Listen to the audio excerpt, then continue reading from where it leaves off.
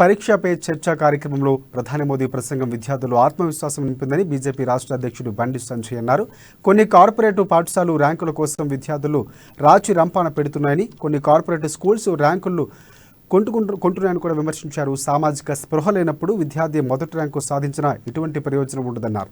విద్యార్థులను తీర్చిదిద్దడంలో ఉపాధ్యాయులు కృషి గొప్పదని, విద్యార్థులు టైం మేనేజ్మెంట్ను అలవర్చుకోవాలని తరుణ్ చుగ్ సూచించారు. ప్రధాని ఇచ్చిన సక్సెస్ మంత్రాతో విద్యార్థులంతా సక్సెస్ అవ్వాలని ఆకాంక్షించారు.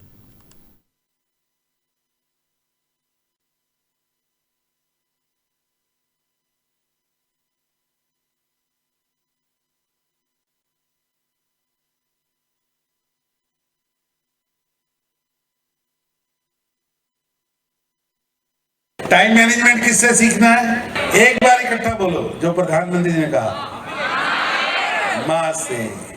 टीचर्स के लिए उन्होंने कहा कि स्टूडेंट्स की जिज्ञासा को पूर्ण करना है, टाइम मैनेजमेंट करना है, पढ़ना है, मोबाइल को क्या करना, उसका उपवास करेंगे।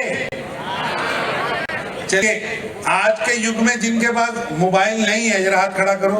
नहीं है, घर पे भी नहीं है, प्रिंसिपल से डर रहे हैं, टीचर से भी डर रहे हैं।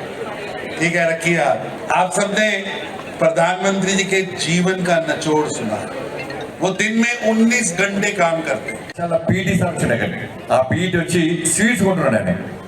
దేశవ్యాప్తంగా అనేక స్కూల్స్ లో ఈ పరీక్షా పే చర్చ ఇట్లనే కార్యక్రమాలు ఏర్పాటు చేస్తున్నాం. అంటే తెలిసిందే, కానీ గతంలో ఎవరైనా దేశ ప్రధాని, ప్రపంచంలో ఎవరైనా దేశ ప్రధాని కానీ ఆ దేశ అధ్యక్షులు కానీ ఎవరైనా పిల్లల గురించి ఆలోచించారు? ఎక్కడైనా ఆలోచించారా?